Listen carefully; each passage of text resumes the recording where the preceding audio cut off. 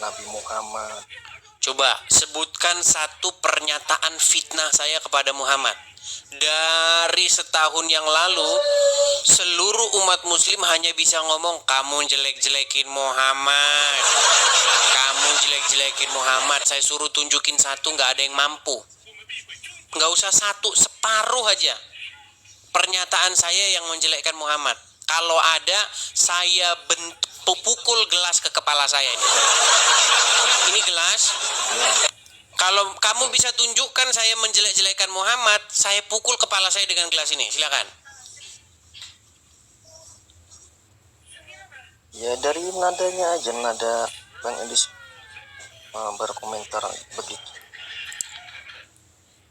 Nggak mampu kan? Coba yang mana saya menjelekkan Muhammad, Agus? Saya ini menyatakan, coba sekarang saya tanya, siapa yang patuh kepada siapa? Allah yang patuh kepada Muhammad, apa Muhammad yang patuh kepada Allah? Ya Muhammad patuh kepada Allah lah. Coba tunjukkan satu kepatuhan Muhammad kepada Allah. Kalau ada, saya lompat dari Monas.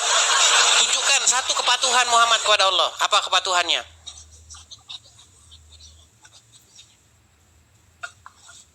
Ya dia kan seorang nabi ya kan, dapat wahyu dari Allah menyampaikan. Ditunjukkan kepatuhannya apa?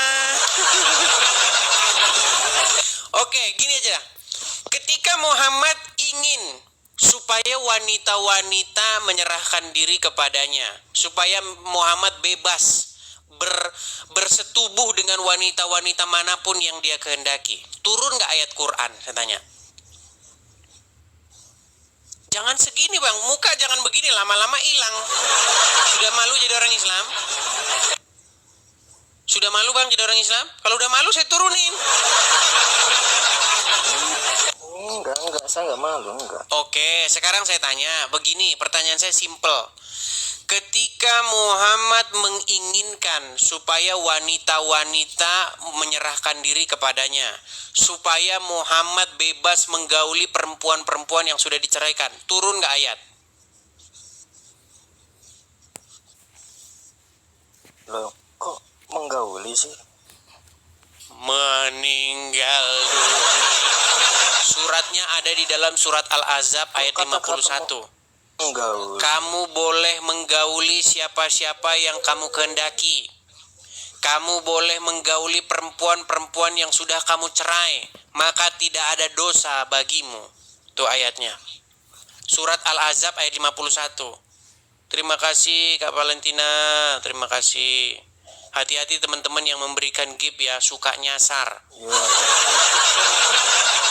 Agus Setiawan, dengarkan saya baik-baik.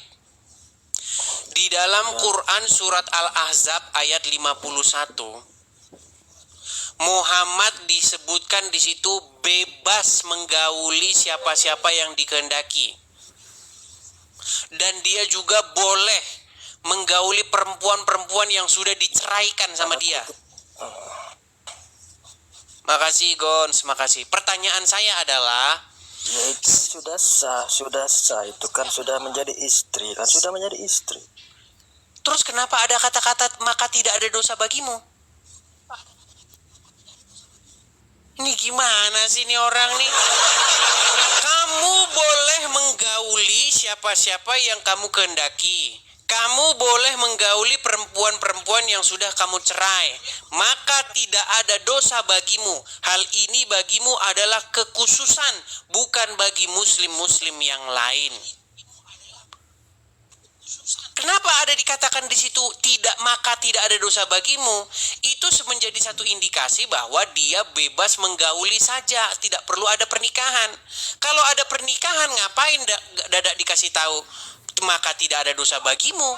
Sama seperti begini, kamu sudah menikah dengan seorang perempuan, terus saya bilang, maka sekarang kamu boleh menggauli dan tidak ada dosa bagimu.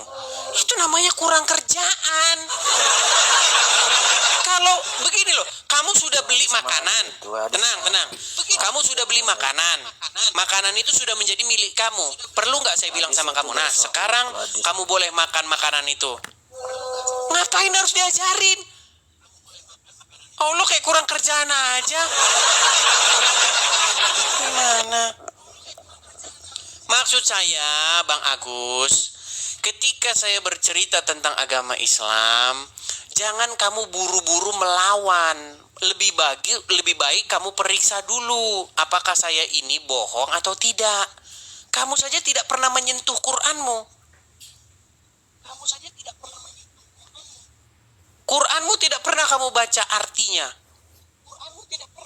Kamu hanya baca Arabnya saja, makanya kamu masih Islam.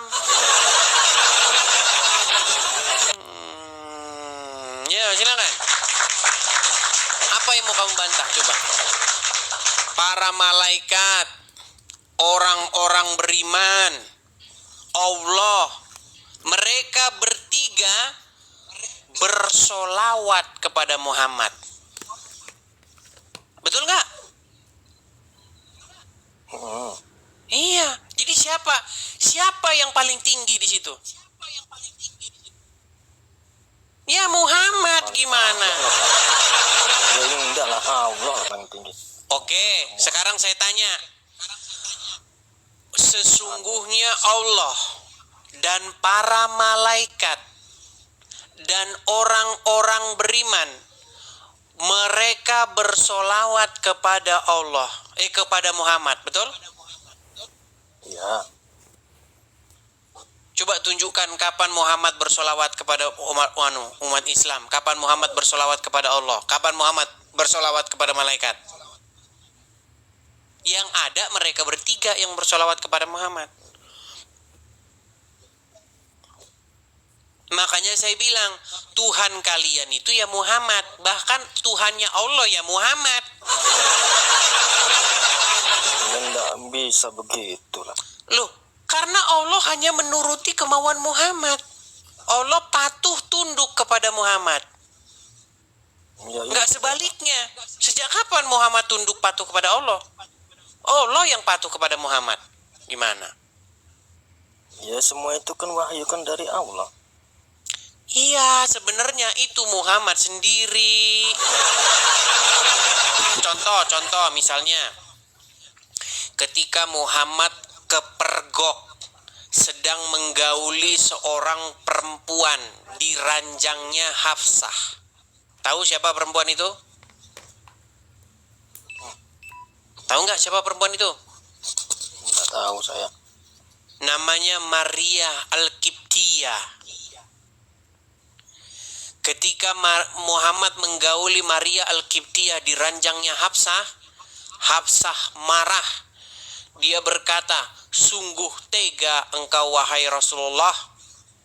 Tega engkau berbuat seperti itu pada malam giliranku dan di ranjangku. Lalu Muhammad berkata, saya bersumpah demi Allah, saya tidak akan lagi menggauli Maria Al-Qibtiyah, bahkan saya haramkan dia untuk selama-lamanya, kata Muhammad. Nah, seperti biasa, Allah langsung menurunkan wahyu. Surat At-Tahrim ayat yang pertama. Wahai Nabi, mengapa kamu haramkan hal yang dihalalkan Allah bagimu? Kamu hendak menyenangkan hati istri-istrimu. Itu. Ternyata kalau kita telusuri, kita pikirkan secara mendalam, ya sebenarnya yaitu Muhammad sendiri yang ngomong. Sebagai satu cara bagi dia untuk melepaskan diri dari sumpahnya. Cuman dia karang-karanglah sosok yang bernama Allah. Akhirnya Allah jadi Tuhan kalian, padahal Allah adalah karangannya Muhammad.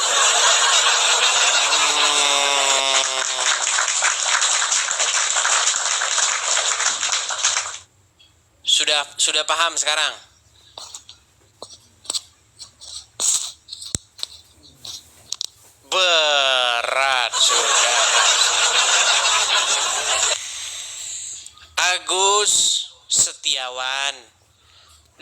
saya berbicara seperti ini, semoga ini membuka pikiranmu. Karena Muhammad itu selalu saja menurunkan ayat. Memang dia bawa-bawa Allah, Tuhan yang dikarang oleh dia. Dia selalu menurunkan ayat untuk kepentingannya dia. Selalu ada ayat. Dia mau ini, nanti turun ayat. Dia mau itu, turun ayat. Makanya di mana ada kepentingan Muhammad, disitulah turun ayat. Makanya saya bilang Allah ikutin Muhammad. Iya. Bahkan Muhammad dan sahabatnya bernama Umar ibnu Khattab, mereka mengarang ayat mereka. Ketika istri-istri Muhammad buang air besar, Umar bin Khattab mendapati, ketahuan sama Umar bin Khattab. Hai Saudah, aku lihat engkau dari perawakanmu. Saudah namanya. Lalu Umar ibnu Khattab berkata kepada Muhammad, wahai Rasulullah, bagaimana kalau istri-istrimu itu dihijabi, diberikan hijab? Muhammad setuju, ide bagus nih, ide bagus. Jadilah ayat Quran. Itu asbabul nuzul, turunnya ayat hijab.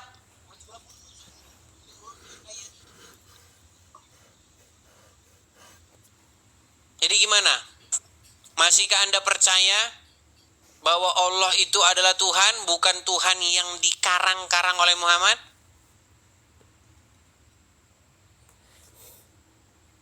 Macet sudah.